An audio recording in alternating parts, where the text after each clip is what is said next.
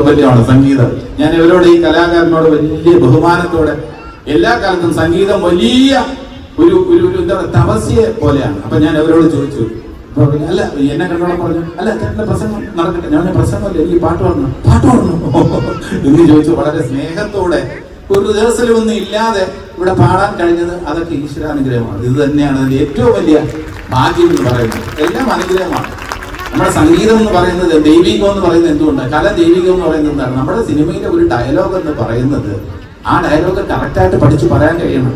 സത്യപ്രധാന പയ്യൻസിലേക്ക് 35-40 പേജുള്ള ഡയലോഗ്സ് എനിക്ക് കാണാതെ പറയാൻ കഴിഞ്ഞിട്ടുണ്ടെങ്കിൽ അത് വയലാവാസുദേവൻ പിള്ള സാറിന്റെയും ജി ശങ്കർ പിള്ള സാറിന്റെയും ഒക്കെ അവരുടെയൊക്കെ ശിക്ഷണത്തിന്റെ ഫലം കൊണ്ടാണ്.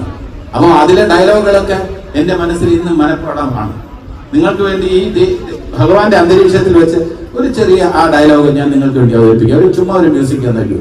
അതായത് വേറൊന്നുമല്ല, ഞാൻ ആഭ്യന്തര മന്ത്രിയായിട്ടുള്ള ഗോപാലകൃഷ്ണൻ, ഞാൻ മന്ത്രിയോട്, പ്രതിപക്ഷ നേതാവിനോട് കയർക്കുകയാണ്. ആഭ്യന്തരമന്ത്രി, ഞാൻ അഭിനയിക്കുന്നത് നരേന്ദ്രപ്രസാദ് സാറാണ്, എന്റെ ഗുരുനാഥനാണ്. ഗുരുനാഥനോട് ശിഷ്യൻ വളരെ കയർത്ത് സംസാരിക്കുന്ന ഒരു സീൻ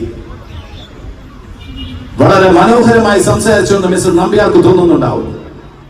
വളനിക്കറും സ്ലേറ്റുമായി നടക്കുന്ന കാലത്ത് പഴയ കോട്ട മൈതാനത്തിന്റെ മൈക്കിന്റെ ചുവട്ടിൽ ഞാൻ മണിക്കൂറുകളോളം കേട്ടു നിന്നിട്ടുണ്ട് നിങ്ങളുടെ വെർബൽ ഡയറിയ, വാക്കുകളുടെ അജീർണം.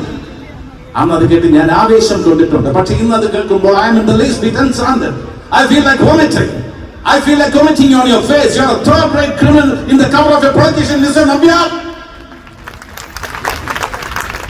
ഇതൊക്കെ പറയാൻ കഴിയുന്നത് എന്റെ കഴിവല്ല, എന്റെ ഗുരുനാഥന്മാരെ എന്നെ ചൊരിഞ്ഞിട്ടുള്ള അനുഗ്രഹമാണ്, ഈശ്വരാനുഗ്രഹമാണ്.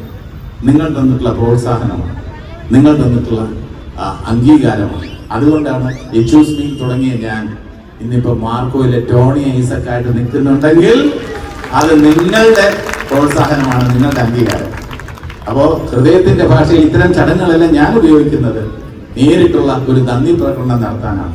ജഗദീഷിനെ ജഗദീഷാക്കിയ പ്രേക്ഷക ലക്ഷങ്ങളുടെ ഏറ്റവും നല്ല പരിച്ഛേദമാണ് എന്റെ മുന്നിലിരിക്കുന്നത്. ഇവിടെ വെണ്ണലിയിലുള്ള ഈ പരിച്ഛേദം, ഈ സദസ്സിന്റെ മുന്നിൽ നിങ്ങളോടുള്ള നന്ദി ഞാൻ രേഖപ്പെടുത്തുകയാണ്. തുടർന്നും ഈ നന്ദി എന്ന് പറയുമ്പോൾ ഓരോ ചിത്രം ഞാനുള്ള ചിത്രങ്ങൾ ദൈവങ്ങളെ പ്രോത്സാഹിപ്പിക്കുമ്പോൾ, അംഗീകരിക്കുമ്പോൾ കൂടുതൽ ഉത്തരവാദിത്വം എന്നിൽ വന്ന് ചേരുകയാണ്.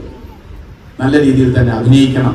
ഇനിയും ഒരു ഡെഡിക്കേഷൻ, ആത്മാർപ്പണത്തോടെ അഭിനയ രംഗത്തെ തുടരണം എന്ന് എന്നെ ഓർമ്മിപ്പിക്കുകയാണ് നിങ്ങളുടെ ഓരോരുത്തരുടെയും ഈ പിന്തുണ.